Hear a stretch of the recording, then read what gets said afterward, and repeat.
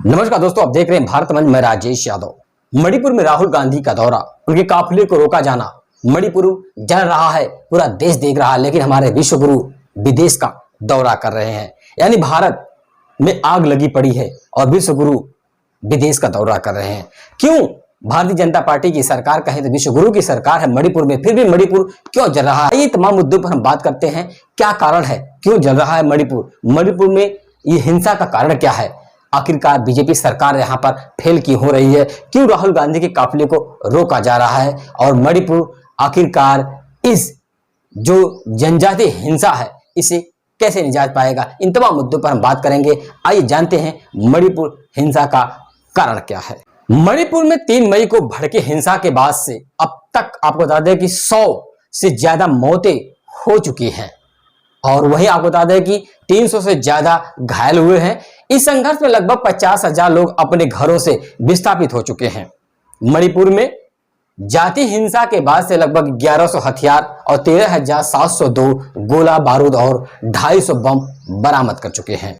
3 मई को Manipur high court के एक आदेश के बाद आया मणिपुर में भूचाल, जाति हिंसा का बवाल। 10 साल पुरानी सिफारिश को लागू करें, जिसमें गैर जनजाति मैतेई समुदाय को जनजाति में शामिल करने की बात कही गई थी। मणिपुर के 10% भूभाग पर गैर जनजाति मैतेई समुदाय का दबदबा है। मणिपुर की कुल आबादी में मैतेई समुदाय की हिस्सेदारी की अगर हम बात करते हैं तो 64% है। और आपको बता दें कि मणिपुर के कुल 60 विधायकों में से 40 विधायक जो है वो मैतेई समुदाय के। प्रतिशत की अगर बात की जाए तो भौगोलिक क्षेत्र में प्रदेश में लगभग 35% मान्यता प्राप्त जनजातियां यहां रहती हैं, लेकिन इन जनजातियों से केवल 20% विधायक ही विधानसभा मणिपुर में पहुंच पाते हैं। मैतेई समुदाय की अगर हम बात करते हैं तो ये बड़ा हिस्सा है जो हिंदू है और दूसरा तबका वहीं पर मुसलमान भी है और ईसाई भी है। ट्राइब यूनियन की एक याचिका पर सुनवाई करते हुए मणिपुर हाई कोर्ट ने राज्य सरकार को 19 अप्रैल 10 साल पुरानी केंद्रीय जनजाति मामलों के मंत्रालय की सिफारिश प्रस्तुत करने के लिए कहा था। इस सिफारिश में आपको मालूम होगा कि मैतेई समुदाय को जनजातियों का दर्जा देने के लिए कहा गया था। कोर्ट ने मई 2013 में जनजाति मंत्रालय को एक पत्र के हवाला दिया था, जिस पत्र में मणिपुर सरकार को सामाजिक और आर्थिक सर्वे के आधार पर जाति रिपोर्ट के लिए कहा गया था।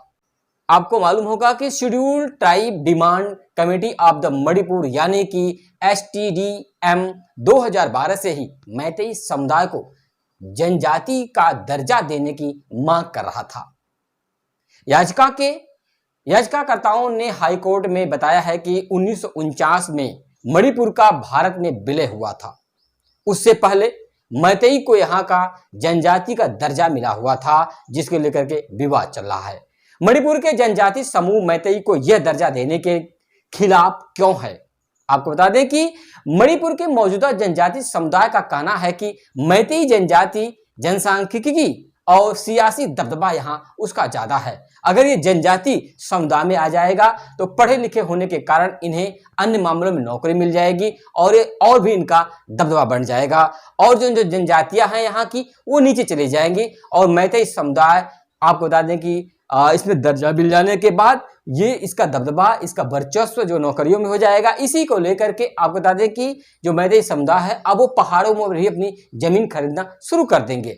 मणिपुर सरकार आपको बता दें समर्थक समूहों का कहना है कि जनजाति समूह अपने हिस्सों को साधने के लिए मुख्यमंत्री थोम्बन बीरेन सिंह को सत्ता से हटाना चाहते हैं, क्योंकि उन्होंने ड्रग्स के खिलाफ जंग छेड़ रखी है। आपको मालूम होगा एक रिपोर्ट के मुताबिक प्रदेश में बीरेन सिंह की सरकार को नष्ट कर रही है और कहा जा रहा है कि इसकी मार म्यांमार के अवैध प्रवासियों पर भी पड़ रही है, जिन्हें म्यांमार से जुड़े हुए अवैध प्रवासी बताया जा रहा है। ये मणिपुर के कुर्की जोमी जनजातियों से ताल्लुकात रखते हैं। ये सब मुद्दा जो कि मणिपुर में हिंसा का कारण बना हुआ है। लेकिन आपको बता दें कि सरकार इन्हें सरकारी जमीन पर अफीम की खेती करने की रोक रही है। पहला हिंसक विरोध प्रदर्शन जो हुआ था वह 10 मई को दर्ज हुआ था, जब कुर्की गांव से अवैध प्रवासियों को निकाला गया था। तब से आपको बता दें कि मणिपुर जल रहा है। देश के जो अन्य तमाम जो नेता हैं, जो विरोधी दल के नेता हैं, जो विपक्ष के नेता हैं, उनका मणिपुर में कहना है कि साहब विदेश घूम रहे हैं और मणिपुर जल रहा है। आखिरकार मणिपुर में बीजेपी की सरकार है, सत्ता भी बीजेपी की है केंद्र में, तो बीजेपी के मुख्यमंत्री मणिपुर में है। इसके बाद जो जाति हिंसा वहां पर फैल रही है, इसमें रोकने में सरकार नाकाम कैसे हो रही है। जहां एक तरफ कहा जाता है कि बीजेपी सरकार हर हिंसा के खिलाफ उनका एक बड़ा एक्शन होता है और किसी भी हिंसा को खत्म करने के लिए उसका बड़ा पहल होता है, लेकिन इस पहल में क्यों बीजेपी सरकार फेल हो रही है। और सबसे बड़ी बात यह है कि मास्टरमाइंड कहे जाने वाले, चाणक्य कहे जाने वाले, आपको बता दें कि अमित शाह गृह मंत्री भी फेल है।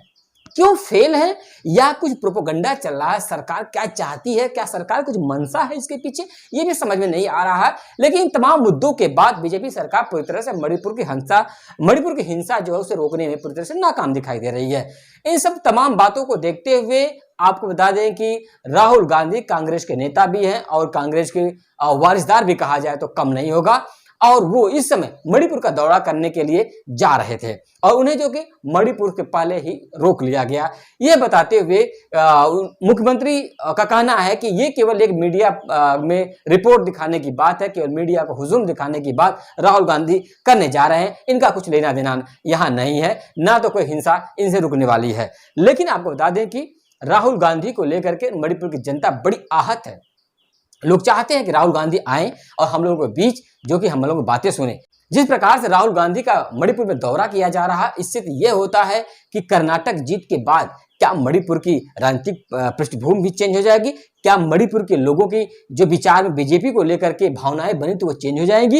ये तमाम बातें हैं। क्या मणिपुर में एक प्रकार से कांग्रेस की सत्ता स्थापित हो जाएगी, या कांग्रेस अपना एक छाप छोड़ देगी मणिपुर में। और राहुल गांधी के काफिले को जिस प्रकार से रोका जा रहा है, इससे तो यह साबित होता है कि कहीं न कहीं बीजेपी को डर बन गया है मणिपुर को देखते हुए, क्योंकि 2024 का लोकसभा चुनाव है और मणिपुर का एक हिस्सा है जो इस राजनीतिक पृष्ठभूमि को तैयार करेगा। और अगर इस प्रकार से राहुल गांधी की रैली को रोका गया और मणिपुर के लोगों का कहना है जिस प्रकार से कि राहुल गांधी का यहाँ किसी प्रकार से राजनीतिक भावना नहीं है, लोगों से आपसी सद्भाव बांटने के लिए आए हैं सकते हैं, लेकिन राहुल गांधी ने एक बीड़ा उठाई है कि हम मणिपुर जाएंगे और वहां के लोगों से मिलेंगे। ये उनका संकल्प है, उनकी विचारधारा है। अपनी विचारधारा को आगे बढ़ाते हुए राहुल गांधी जो कि मणिपुर के लिए रवाना हो चुके हैं और उनके काफिले को रोक लिया गया है। अब देखना यह होगा क्या राहुल गांधी को मिलने दिया जाता है या नहीं। कृपया देखते रहिए भारत मंच राजेश यादव के साथ। जय हिंद, जय भारत।